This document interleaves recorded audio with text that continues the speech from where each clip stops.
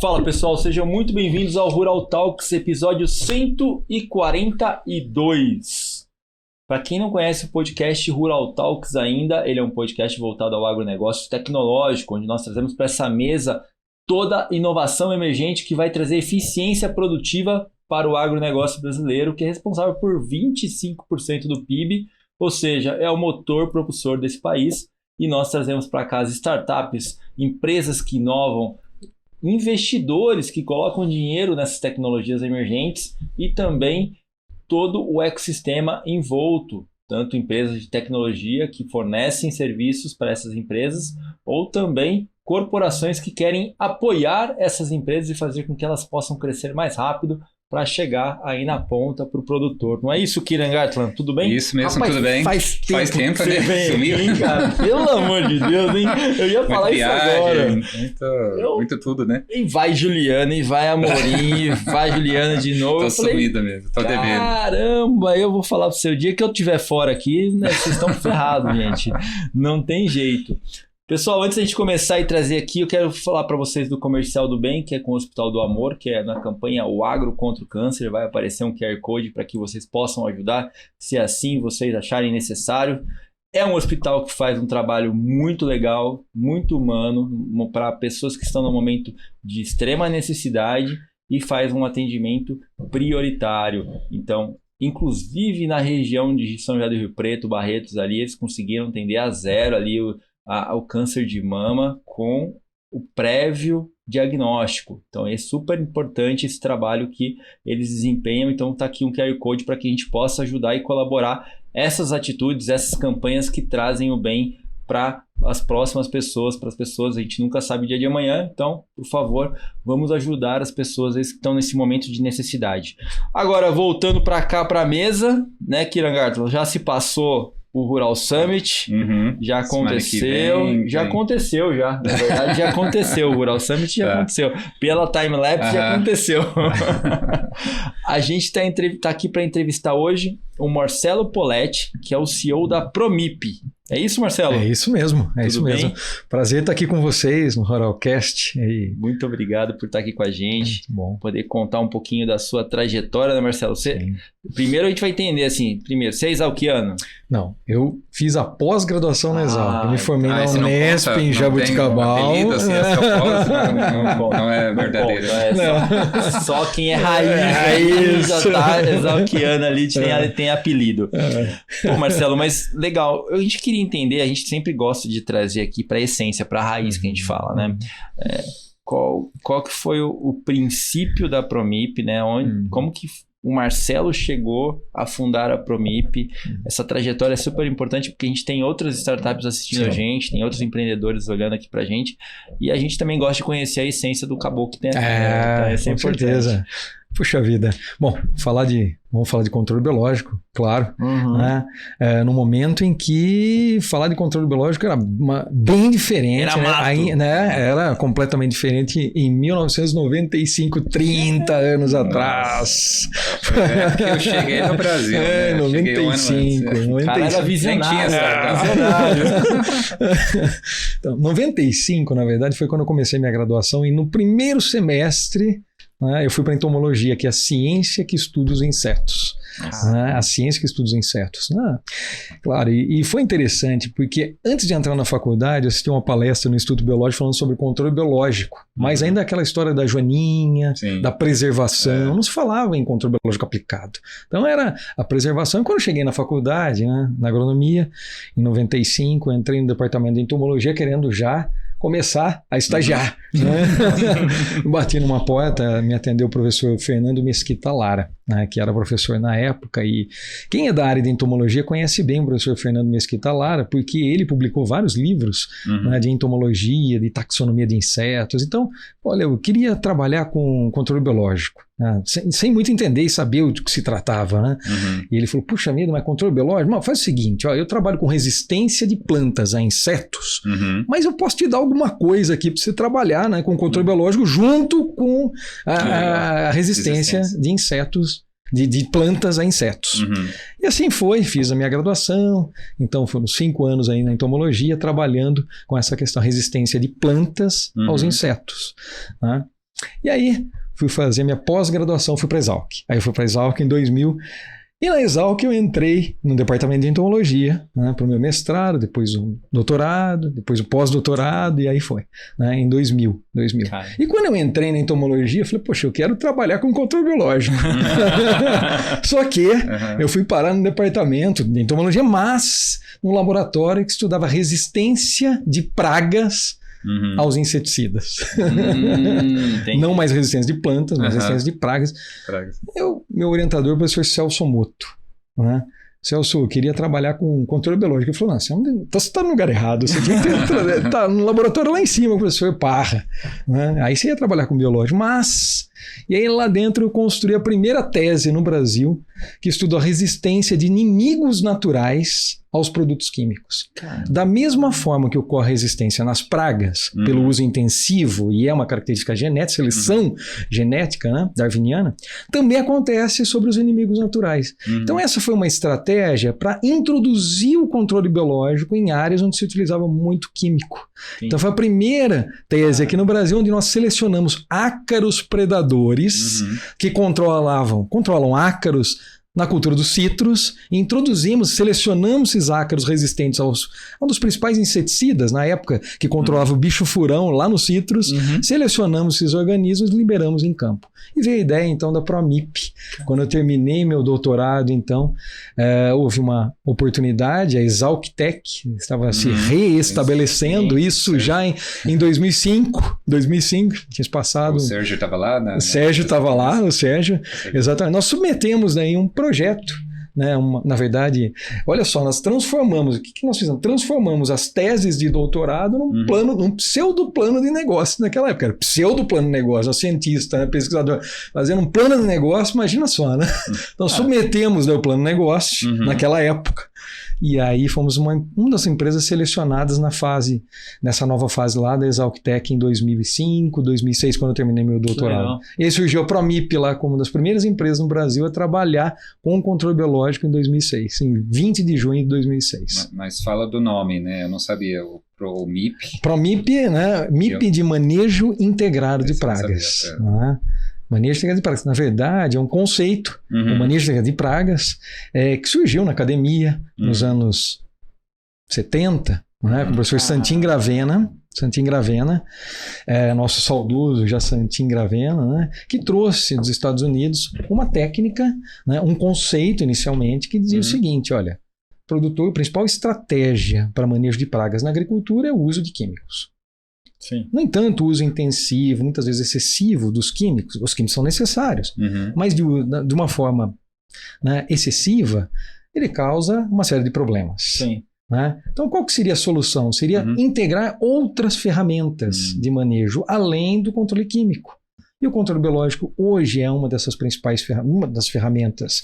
Né? Eu falei aqui da resistência de plantas aos insetos, é uma outra ferramenta dentro do conceito de manejo integrado de pragas. E aí veio a história, né? Tinha algumas empresas naquela época surgindo com bio, né? Vários bios.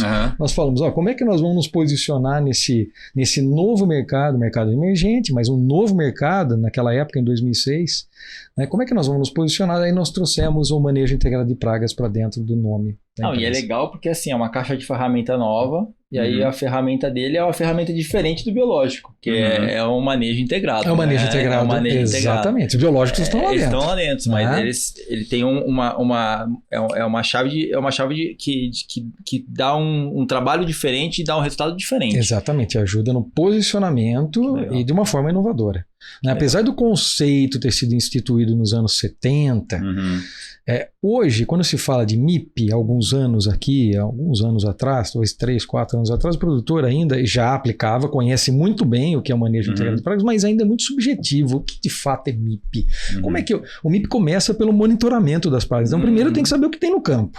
E hoje nós temos várias startups trazendo tecnologias que nos ajudam, né, no monitoramento. Olha só como as coisas vão... Né? Então, hoje nós temos ferramentas para monitoramento remoto, né, o que tem ajudado muito o agricultor a dar o primeiro passo dentro de um programa de manejo de pragas. É entender o que eu tenho dentro da minha lavoura, qual é o meu problema. Num segundo momento escolher a melhor ferramenta para aplicar no momento certo.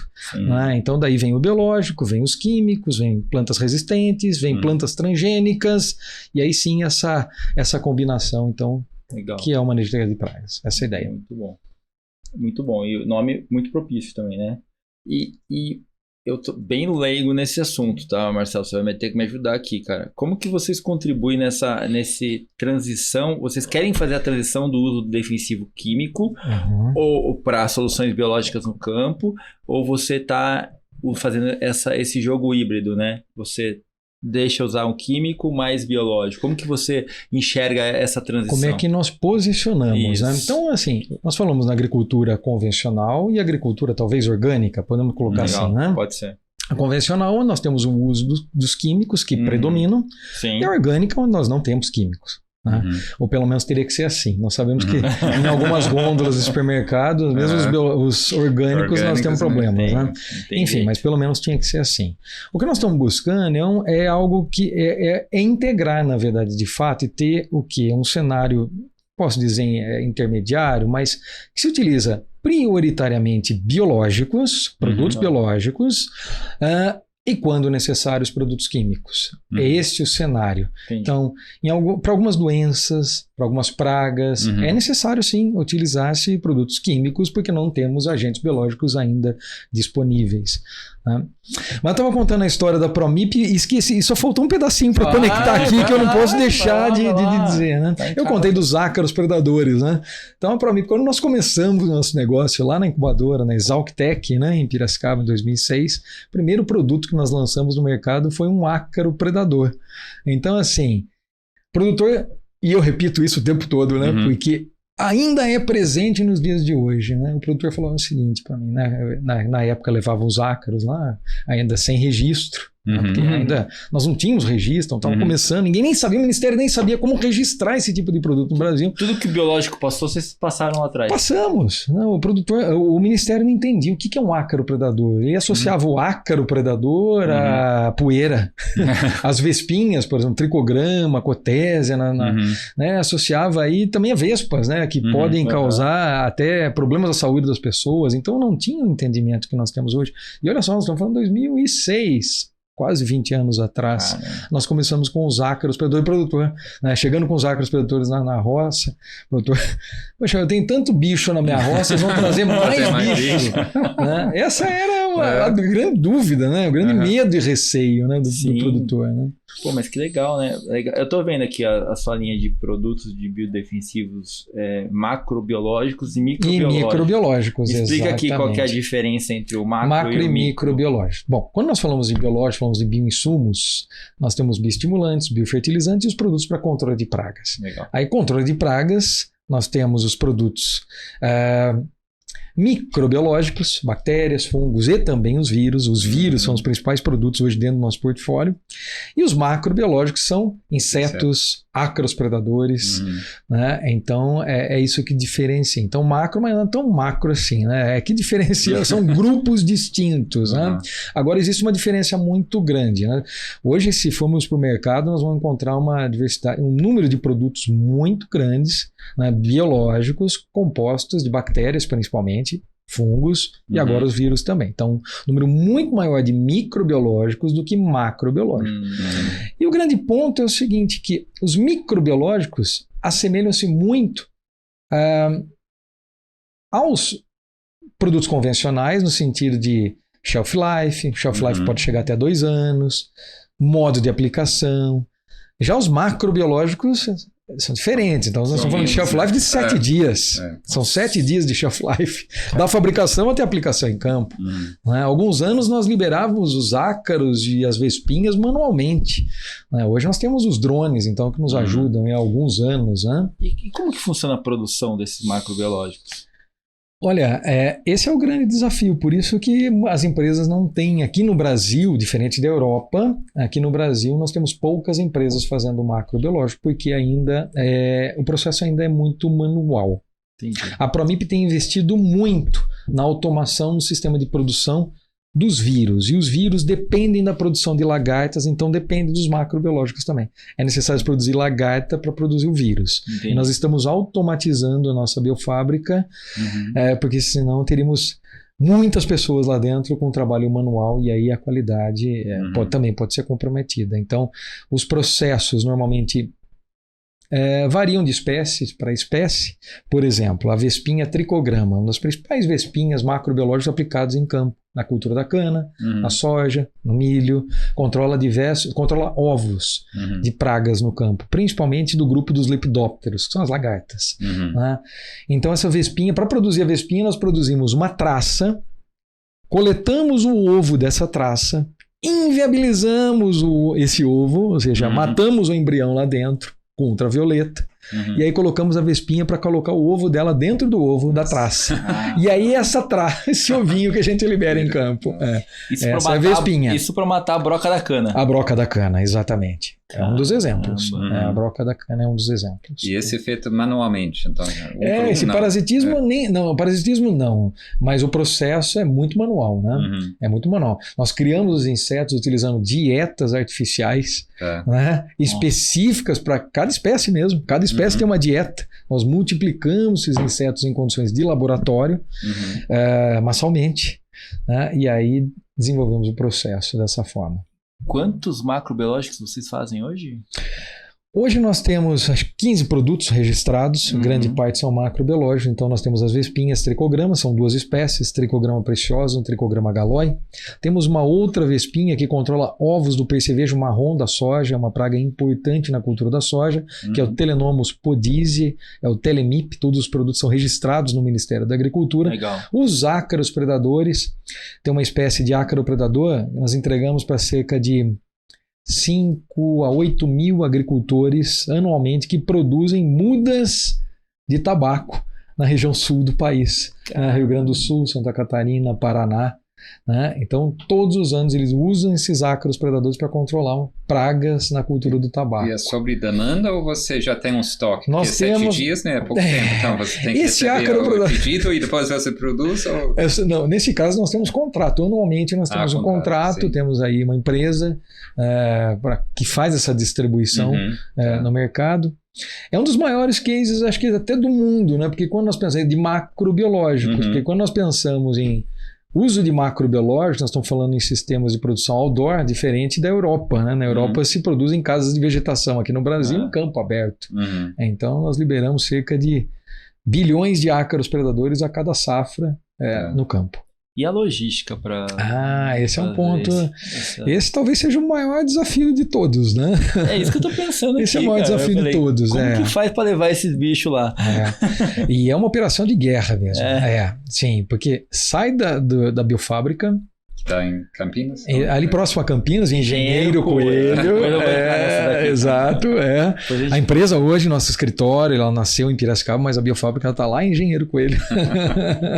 Ela sai de lá, ela vai para um transportador que leva o produto em diferentes transportadores regionais, nas diferentes regiões. Caixa, como é que vai numa caixa com frasco, cada frasquinho tem 10 mil ácaros predadores. Meu Deus. E aí esses ácaros são distribuídos por transportadoras regionais, que entrega para um orientador regional dentro de cada região que distribui os ácaros.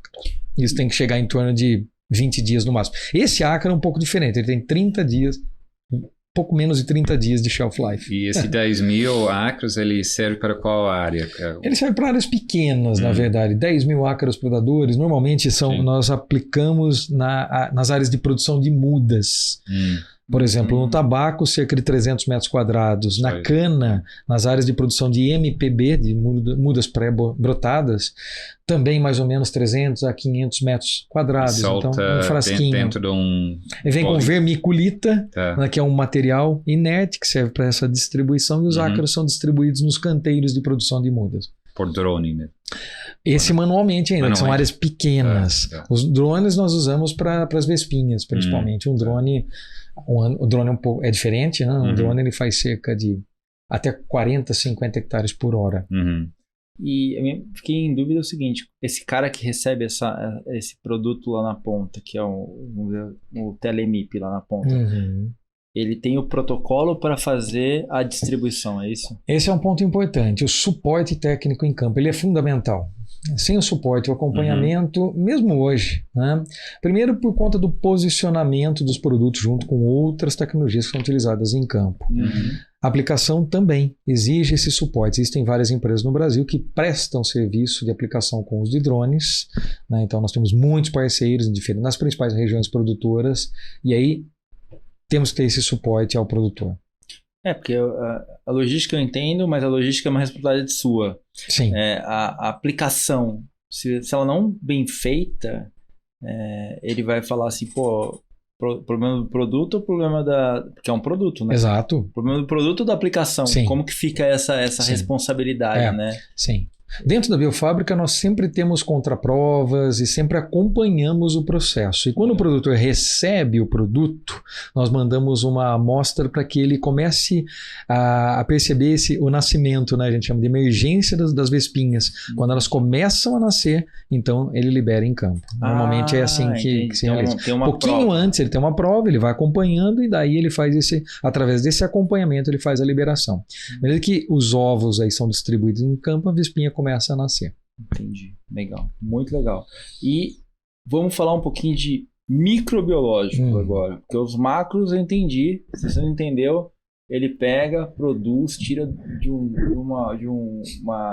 lagarto, faz a vespinha, coloca lá e em 30 dias tem que chegar e tem que aplicar, senão perdeu. O shelf life é complicado. Não tem estoque. No final do ano nós não temos estoque. Então nós temos auditoria, o auditor vai na empresa e fala, mas cadê o estoque? Acabou. Não tem. Morreu. Zero, estoque zero. Fecharam com estoque zero. Muito bom.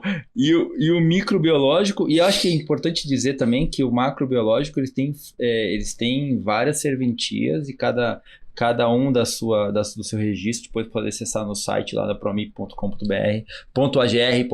desculpa, você pode verificar que cada um tem o seu direcionamento para proteger, seja a cana, seja a laranja, então acho que é super importante. Isso é interessante, esse ponto é super importante porque mostra que quanto mais específico um agente biológico, melhor o seu resultado em campo, melhor a eficiência, maior a segurança.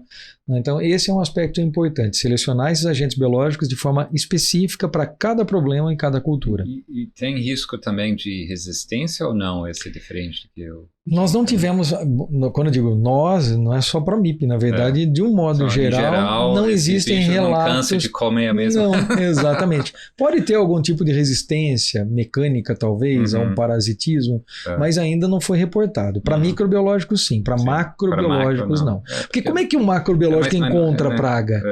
Como é que ele encontra a praga? Por que ele é tão específico? Esse é um ponto interessante, porque a praga, quando ela se alimenta, ela vai lá e raspa a folha.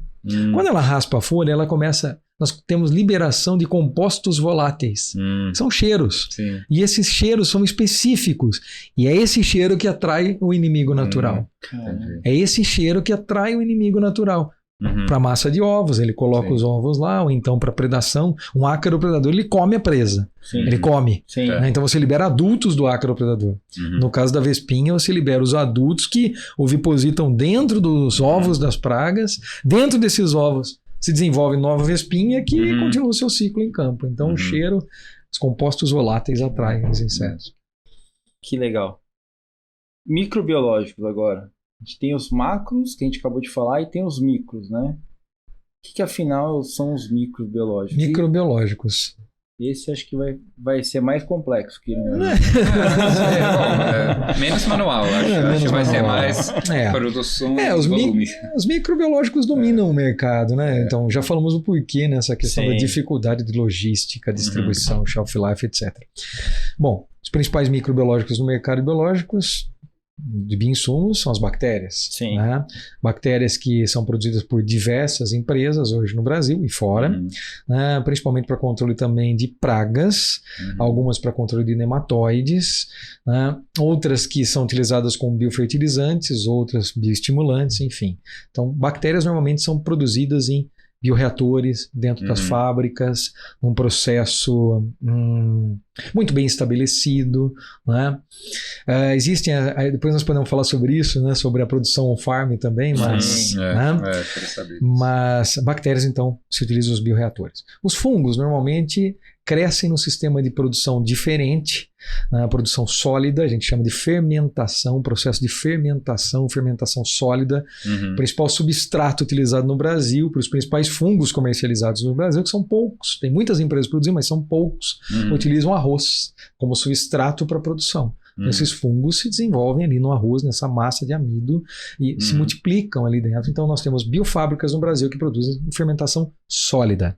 Existem algumas pesquisas sendo feitas em biofábricas, por instituições de pesquisa, tentando levar essa produção para uma fermentação líquida, que é um processo bastante diferente, mas que pode dar um ganho em termos de escala de produção muito grande. Isso para os fungos. Fungos que controlam pragas e doenças. Os fungos que controlam pragas a gente chama de fungos entompatogênicos, né, que causam doenças nos insetos.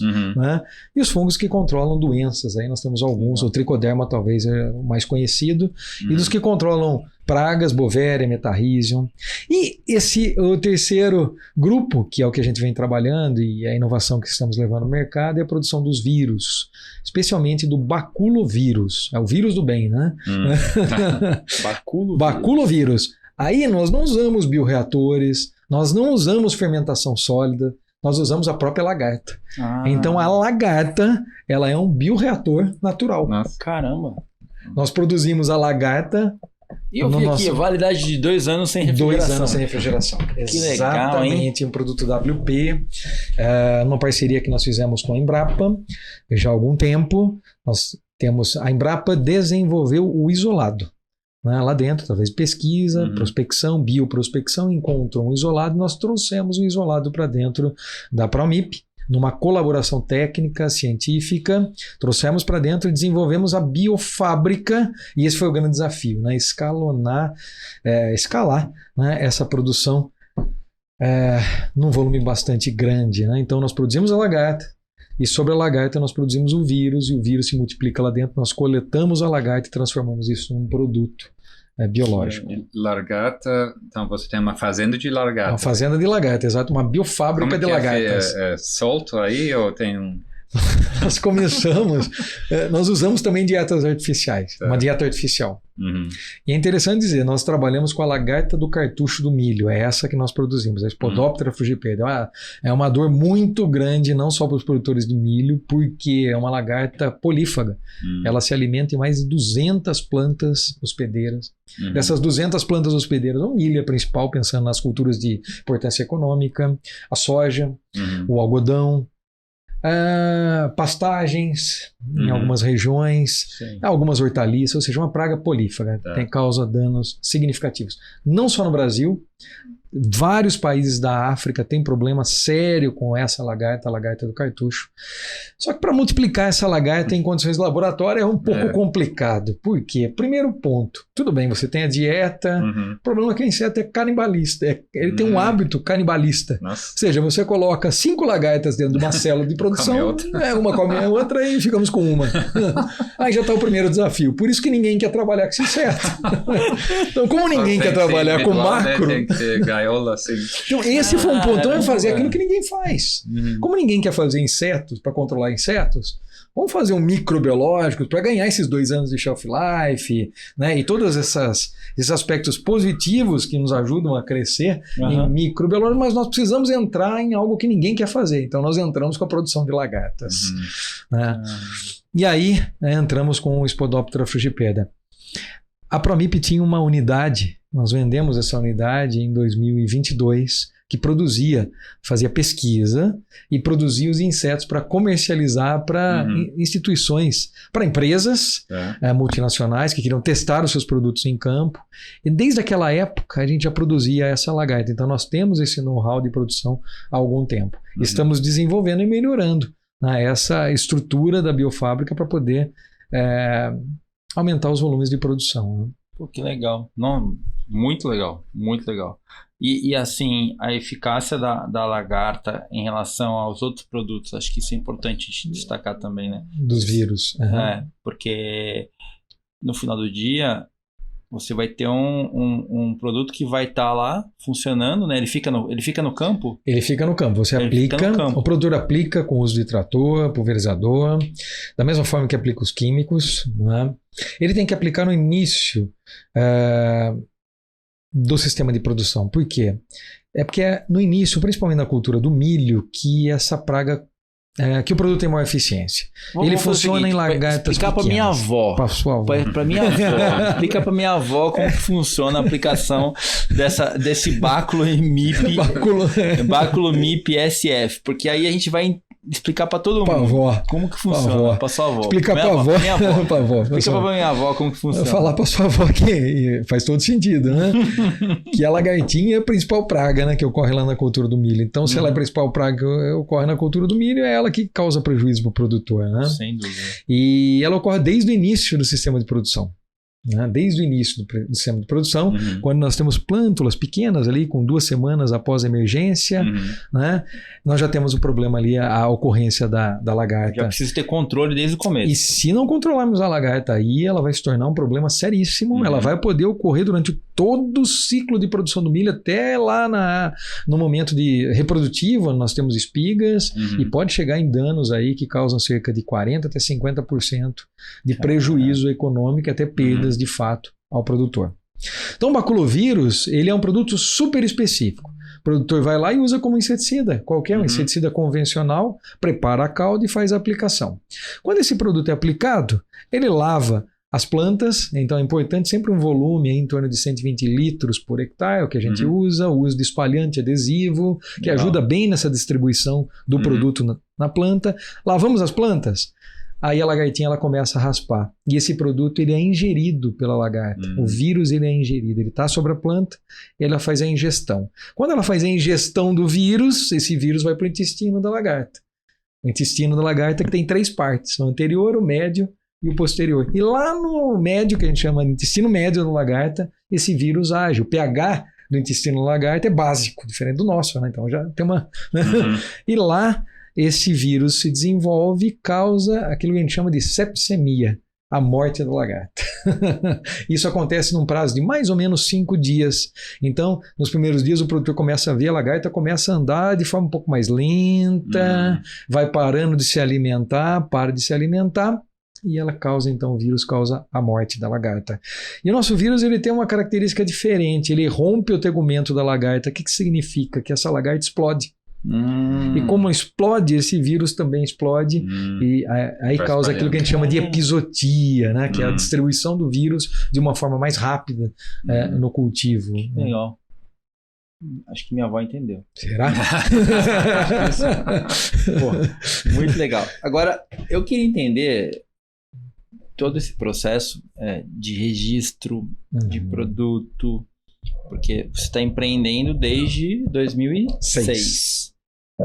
Como que foi toda essa trajetória sua de empreender num ramo que a gente entende que é necessário, mas também existe várias barreiras para se transpor até para registrar esses produtos? Que é uma outra dúvida que eu tenho, Marcelo, é o seguinte: existe isso fora do Brasil, dessa forma que é feita hoje aqui pela Promip?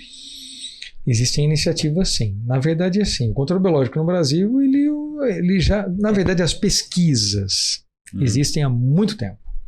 Né? Então, você tem lá anos 50, até antes dos anos de 1950, Caramba. Nós temos pesquisas com controle biológico. Muita universidade, a Exalc, a Unesp, várias universidades no Brasil com resultados provando que o controle biológico, nas suas mais variadas formas, né? Micro, macro, enfim... Nós tínhamos resultados, mas pouco se falava no controle biológico aplicado. Nós falávamos no controle biológico por conservação no Brasil. O que significa isso? Vamos utilizar produtos químicos seletivos para manter os inimigos naturais que ocorrem naturalmente em campo. Então, se o produtor não aplicar o produto, né, ele vai ter perda. Né? Mas Esse é o princípio até dos orgânicos, né? Reduzir, colocar só alguns produtos e aí manter a diversidade, a biodiversidade no campo, de modo que você tenha praga, mas também tem os inimigos naturais. E aí o que acontece? A gente chama de lógica Volterra, né? Você aumenta a densidade populacional da praga, aumenta a densidade populacional do inimigo natural, que consome a praga e ela volta no estágio inicial e assim por diante. Aquilo que a gente chama de equilíbrio, né? O manejo integrado de pragas, ele traz alguns outros conceitos, né? Ele fala de nível de dano econômico, nível de controle, o que o produtor tem que saber. Quando ele vai lá e monitora as pragas, ele tem que saber os níveis de pragas que cada cultura suporta. Então ele não precisa aplicar o químico ou biológico em qualquer momento, né? Muitos utilizam aí a receita de bolo, né? Uma receitinha, né? Que eu vou lá e aplico. Não, ele faz esse acompanhamento e através do acompanhamento ele chega na aplicação. Então, tomar a decisão e aplicação no momento correto. Os biológicos, eles entram dentro desse cenário, novamente, né? Há pouco tempo, saem da academia e são transformados em produtos. Existe um movimento no Brasil muito grande nos últimos 10 anos, 15 anos. Podemos dizer que a partir de 2013, 2014, nós tivemos um problema sério, que foi um problema... que trouxe o crescimento do controle biológico, foi o ataque da Helicoverpa armígera no Brasil. Uma praga que não ocorria no Brasil nos anos 2013, 2014, 2015, mais ou menos nesses 3 anos, e que foi um problema que aí o controle biológico, através do uso de vírus, demonstrou para os produtores então que era possível se utilizar biológicos de uma forma um pouco mais assertiva. E aí o controle biológico aplicado começou a ser mais discutido, né, no meio agrícola, né, com os produtores, né? E a partir desse momento, então, as pesquisas começaram a se transformar em produtos dentro de pequenas biofábricas, houve um incentivo e até um olhar do Ministério da Agricultura bastante positivo no sentido de registrar produtos que pudessem ser entregues para os produtores, e nós vivemos, né, 2006, não existiam produtos, eram pouquíssimos produtos registrados. Imagina. Né? Então, a partir de 2013, nós começamos um aumento do número de registros de produtos no Brasil. Aumento de produtos registrados no Brasil, aumento de biofábricas no Brasil, aumento da adoção desses produtos biológicos pelo agricultor. Um aumento maior nas culturas de soja, né? Por exemplo, soja e milho, menor em outras culturas, mas aí que começamos esse movimento mais ou menos nos idos aí de 2013, 14, 15. Legal. E para vocês fazerem todo esse movimento, Marcelo, vocês foram ao mercado? Como que vocês fizeram a captação de recursos? Vocês foram sozinhos?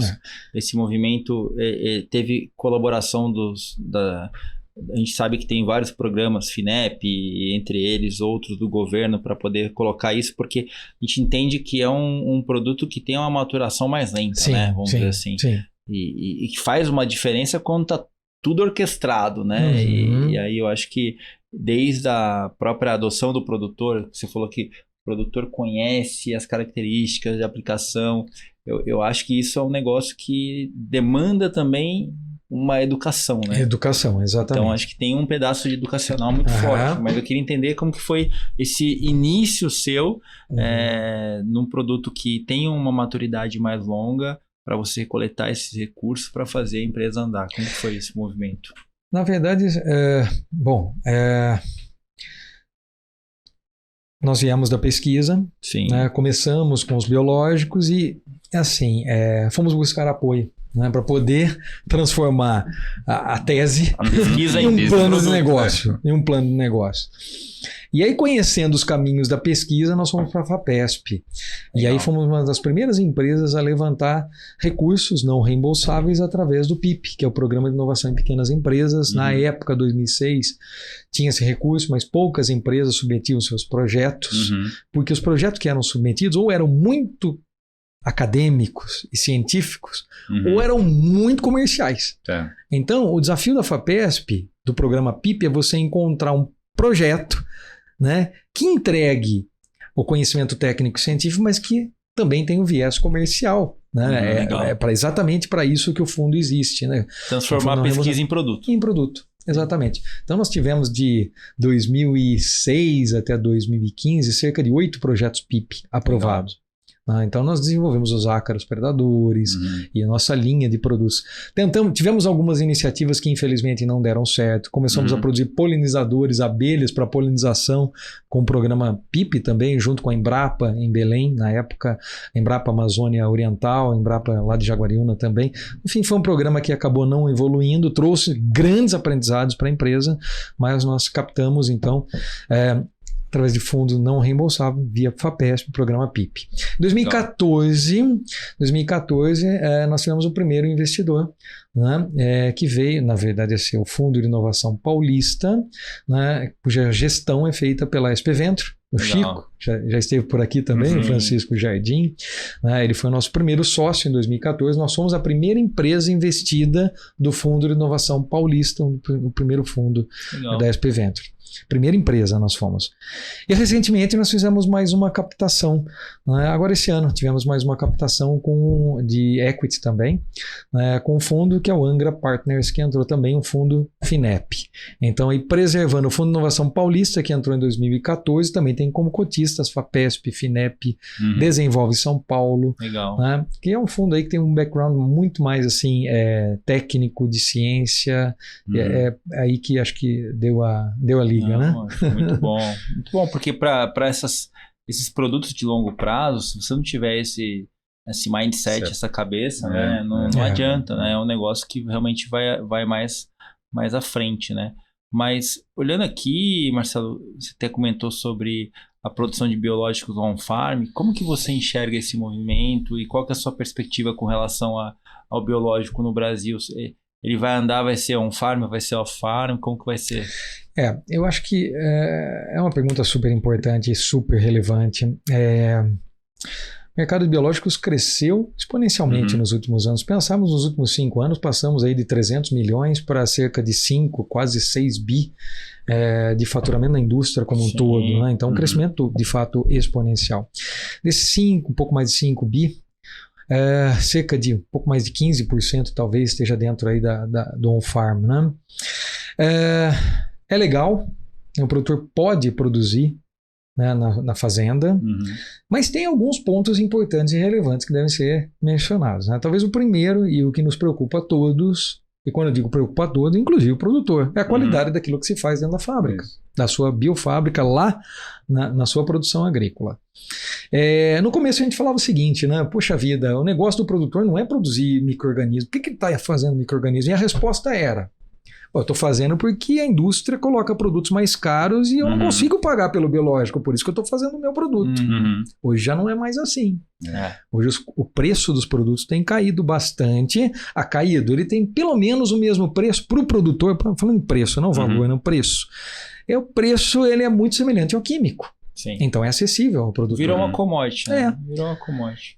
É claro que esse mercado ele começou a ter empresas, isso é muito bom. As empresas que entregam tecnologia para o produtor, mas nem todas conseguem acompanhar a produção na fazenda. E aí o produtor carece desse suporte técnico. É necessário que ele tenha o conhecimento.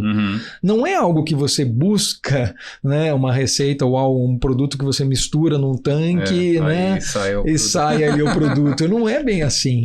Não. E esse é um ponto bastante relevante, porque imagina só, e hoje nós discutimos bastante, a responsabilidade do produtor que usa e produz um on-farm.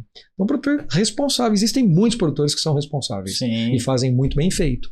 E outros que ainda não sabem como fazer. E a responsabilidade passa a ser de todos nós, né? Passa a ser do produtor, passa a ser da empresa que entrega o produto on-farm e não dá suporte, passa a ser de quem regula, de quem torna legal essa prática e não fiscaliza.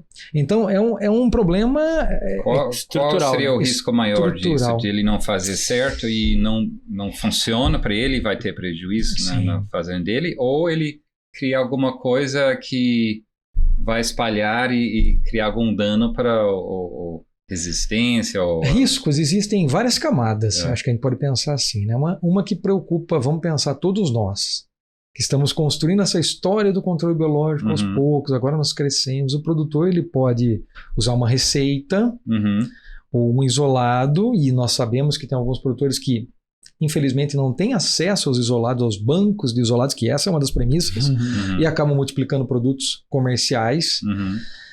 Esse produtor ele pode ter no seu meio de cultura alguma contaminação. Essa contaminação, primeiro, várias camadas, porque pode ser que ela afete a eficiência do produto em campo. Se afetar a eficiência, o produtor pode falar o seguinte: puxa vida, não deu certo. Eu fiz tudo da forma como manda o figurino, né? O manual aqui, segui etapa por etapa, mas não funciona. Biológico não funciona. E aí?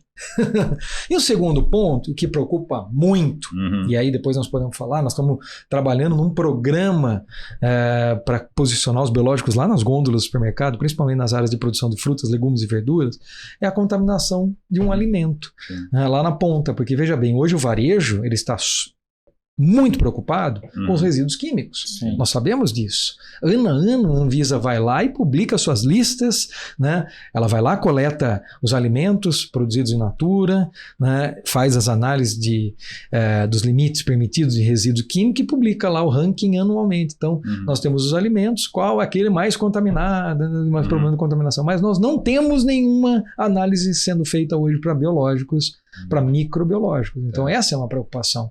Poxa vida, se multiplicarmos algo dentro da fazenda, será que isso pode prejudicar a nossa saúde? Sim, nós sabemos que tem alguns países, nós sabemos que tivemos problemas de contaminação.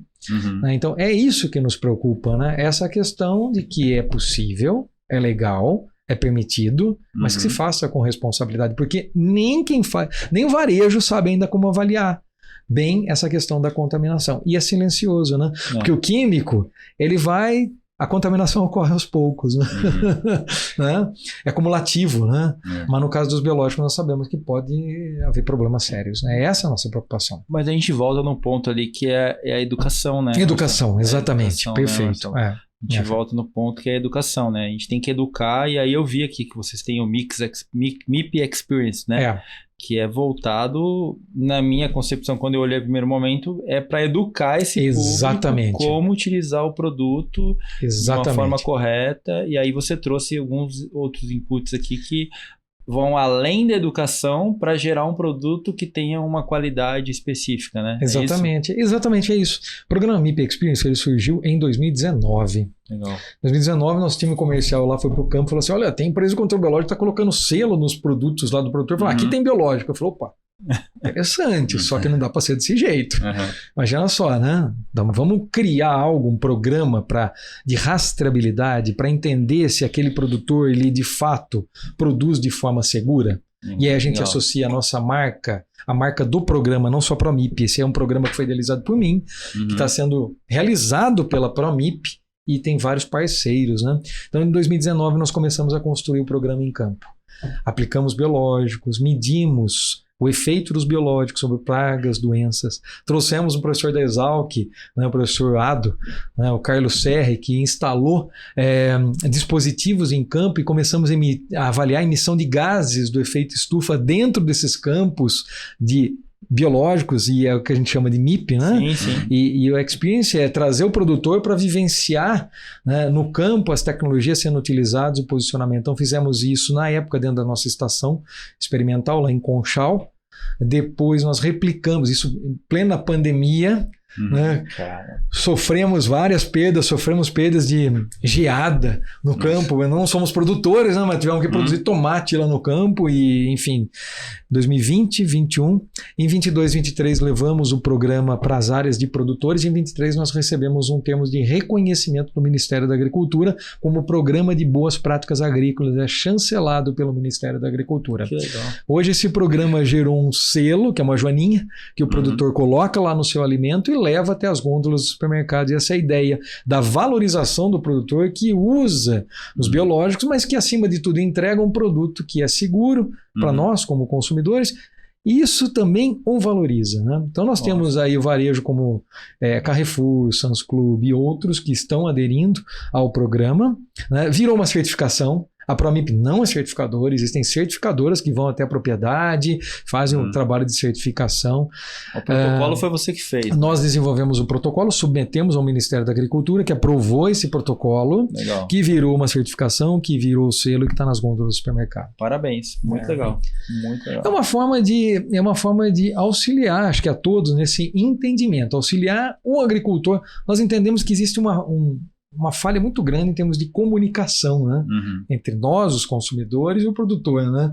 Então, a ideia foi facilitar essa comunicação, mostrar ali para o consumidor a história desse cara que está dia a dia ali ganhando, mas perdendo, depois ganhando. Então, quer dizer, que vive essa labuta do dia a dia aí, que usa biológicos e que tenta fazer diariamente aquilo que é correto. Isso né? colabora para tudo, né? Rastreabilidade, segurança alimentar. Exato. Então, assim... parte, eu esqueci de perguntar, on-farm é regulado agora? Porque antigamente não...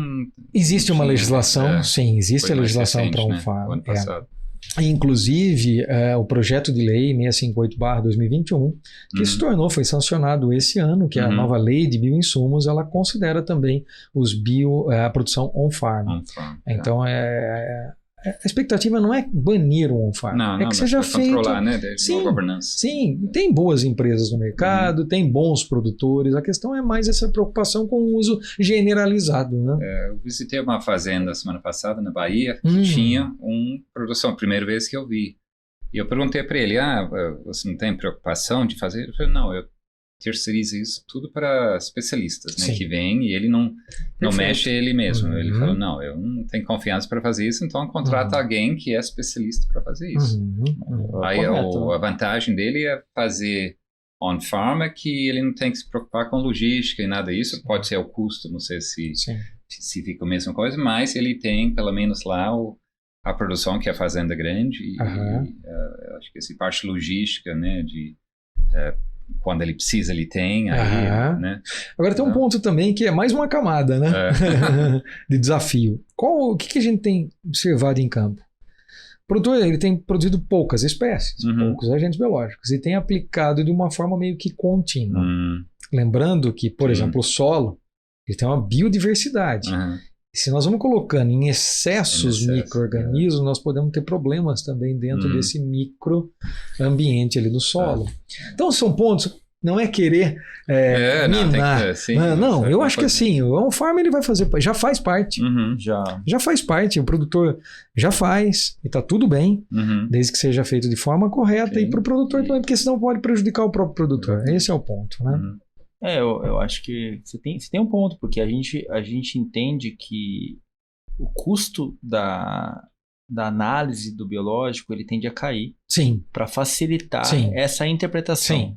Hoje nós não temos essa transparência que a gente tem igual ao físico, químico, porque não são todas as empresas que fazem corretamente, não entregam realmente análise biológica a tempo, né? Mas assim, já tem algumas empresas aqui que já estão fazendo isso no mercado, mas o custo ainda inviabiliza que a grande massa consiga usar isso. Eu acredito que vai chegar um momento que vai começar a ter uma diluição desse custo e a grande massa vai começar a ter essa interpretação, e aí a gente vai ter essa visibilidade que você falou. Olha, será que eu devo aplicar mais desse produto, entendeu? Sim, a metagenômica que está aí hoje, né, trazendo ferramentas importantes para dentro do sistema de produção, é fundamental para que o produtor consiga, né, visualizar o que está acontecendo em campo. Né? Qual que é a biodiversidade a gente sempre fala que a gente viu muito do solo para cima e pouco do solo para baixo. Exatamente. Né? Precisamos identificar isso, né? Exatamente. E acho que com essa análise metagenômica do solo a gente vai conseguir identificar e vai trazer esse subsídio para poder aplicar corretamente. Exatamente. Esse é um ponto importante. E nós chegamos a comentar aqui em vários momentos da questão da necessidade, gostaria de enfatizar, do acompanhamento técnico daquilo que está sendo realizado em campo. É fundamental e é interessante, porque nós temos novos produtos, falamos do Ministério, novos registros e tal. E a formação técnica, e a formação dos agrônomos, né? Dos nossos atuais agrônomos. É bem químico, né? Tá bem diferente. Tem que ser bem diferente, né? Tem que ser muito mais... Passa por educação novamente. Né? Educação novamente, exatamente. O suporte técnico é fundamental. Eu queria te perguntar, Marcelo, quais são as tendências emergentes no setor de bioinsumos que você está enxergando para frente? Porque é um setor, como você falou, ele já é antigo, mas de fato, em campo, ele é novo. E a gente vai realmente entender agora, fora dos laboratórios, como que ele está se desenvolvendo, né? Sim. Qual que é a sua visão para frente? Eu acho que são vários pontos, né? O primeiro é relacionado às tecnologias, né? Sim. Hoje, as principais as empresas que estão no mercado, muitas delas produzem as commodities que nós falamos aqui, alguns BTs, principalmente BTs, Ovéria, Metarrísio, Tricoderma, produtos ainda de primeira geração. Nós temos já os mix, né, as misturas, né, de produtos de bactérias com fungos, então já temos isso no mercado. Temos agora, nós falamos aqui da metagenômica, então a biologia sintética, né, trazendo aí a metabolômica também, os metabólitos de segundo. Assim, novas tecnologias têm sido desenvolvidas, as grandes empresas do setor de químicos, né, agroquímicos investindo também pesado na melhoria dos seus produtos e também na inovação do seu portfólio de biológicos. Então, eu acho que assim, o movimento para a inovação ele está acontecendo de forma ininterrupta e cíclica, né? Cíclica porque as novidades estão saindo do mercado e nós temos que ter novos produtos, esse é um ponto. Né? Então, em termos de tecnologia, eu não tenho dúvida alguma que cada vez mais nós vamos ter novas tecnologias entrando no mercado, porque esse é um mercado que hoje existe. Então, há 10 anos atrás não existia, há 20 anos já começou a existir alguma coisa, há 20 anos atrás ele era inexistente, hoje ele existe. Então, e deve crescer. Mas essa questão da eficiência, ela é fundamental, o produtor precisa perceber essa eficiência no campo e precisa ter certeza da contribuição dos biológicos, desde que o produto também seja aplicado da forma correta no momento correto. Eu falei do baculovírus aqui. Se o produto for aplicado com lagartas grandes no campo, a eficiência não vai ser a mesma. Então o produtor tem que conhecer. É papel de quem ensinar o produtor e transferir a tecnologia da empresa, do suporte técnico. Nós sabemos que o suporte técnico no Brasil é bastante deficitário em termos de nas regiões, então há essa necessidade ainda mais do suporte técnico. A visão é que nós somos um país de biodiversidade. No Brasil é um país, é o celeiro do mundo, né? É um país com uma grande biodiversidade, um potencial enorme para ser utilizado, né? Não explorado, utilizado de forma correta por todos nós. Eu acho que essa é muito otimista. Né? Legal. Minha visão Temos que colocar otimista. A cabeça do Marcelo dentro do chat GPT para o cara perguntar o que eu tenho que aplicar. Criar um chat GPT, né? MIP GPT, pô, que legal. Ô Marcelo, a gente já chega no final, mas antes da gente finalizar, tem a história de engenheiro coelho que eu não vou falar, que eu ia lá no Fornel. Pegava o ônibus em Cosmópolis para comprar licor no Fornel Engenheiro Coelho. Cachaça. E era moleque ainda, é isso. Mas Marcelo, a gente tem muitos jovens que estão empreendendo e você já está nessa jornada aí há 11 anos, né? 19 anos. 19 anos, cara. 19 anos. Então, assim, o que você pode deixar para esses caras aí de experiência que você passou? Fora a resiliência, né? Era a primeira palavra. Fora a resiliência. Você estava aqui, na ponta da língua. E também um livro que você leu recentemente que você acha que vai ajudar essa turma aí a continuar no caminho. Né? Legal. Olha, eu acho que assim, empreender não é fácil, né? Como empreender, fazer um negócio dar certo num país incerto, né? Tem essa, né? Fora essa questão, né? Eu acho que assim, acreditar muito, né? Em algo que faça sentido. Né? Conversar, né? Eu acho que é muito importante buscar referências no mercado. Tudo bem, você tem as suas convicções e é importante ter as suas convicções, mas valide as suas convicções para não perder muito tempo. Eu acho que esse é um ponto importante, né? Validar, estar mais aberto. Quando nós procuramos a incubadora, nós chegamos lá e falamos o seguinte: não sabemos fazer plano de negócio, e nós fomos aprender a fazer plano de negócio, né? Então assim, tem que se colocar, tem que validar, tem que entender se a sua tecnologia ela é exclusiva, se ela é única, se é uma inovação, como é que você protege, se não protege, se vale a pena proteger. Então eu acho que sempre buscar referências, isso é muito importante. Que referência? Pode ser uma referência que te traga informações técnicas, ou então as soft skills, né, que tanto faltam para a gente, né? E falando nisso, já que você me perguntou no livro, assim, o ano passado, em 2022, quando nós vendemos a unidade de serviços da Promip, e eu considero que a partir daí o negócio começou a amadurecer de fato, nós formamos um comitê de gestores dentro da empresa. Começamos a recrutar algumas pessoas que vieram da indústria de químicos, outros de outras indústrias, e trouxemos os gestores e ainda continuamos com esse grupo de gestores, que hoje são 12 pessoas, né? Legal. Diretores e gerentes dentro da empresa. O primeiro passo foi, e aí, vamos fazer o seguinte, vamos fazer algo que nós nunca fizemos na empresa até então. Vamos transformar nossa gestão numa gestão transparente e participativa. Opa, como é que nós vamos fazer isso? Aí, o empreendedor não quer fazer isso, o empreendedor tem medo de abrir as informações, é tudo sigiloso, né? Então nós começamos a abrir as informações e cada gestor tinha informação da sua área. Quanto que eu tenho de budget esse ano? Como é que eu vou fazer a gestão dos meus recursos de forma responsável, colaborativa e construtiva? Mas como é que nós vamos fazer isso? Então, fizemos lá, nós vamos ter reuniões mensais com gestores. Beleza. E qual é o primeiro passo? Nós vamos buscar uma referência do livro As 4 Disciplinas da Execução. Né? As 4 Disciplinas da Execução, da Franklin Covey, da consultoria, e foi excepcional, porque ele trabalha com as metas crucialmente importantes no mundo, no mundo de redemoinho, né? Mas ele fala muito nessa questão do redemoinho, né?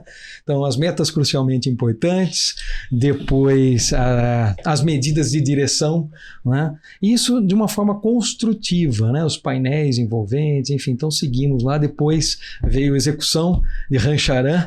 Então, nós começamos a estudar esses métodos e aplicamos dentro da empresa e foi muito interessante. Aí sim nós começamos a ver de fato o engajamento, a participação, o vestir a camisa de verdade.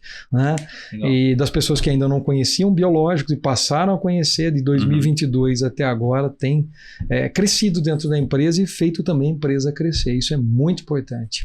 Quantas pessoas são na empresa agora? Olha, hoje nós estamos com cerca de 90 pessoas.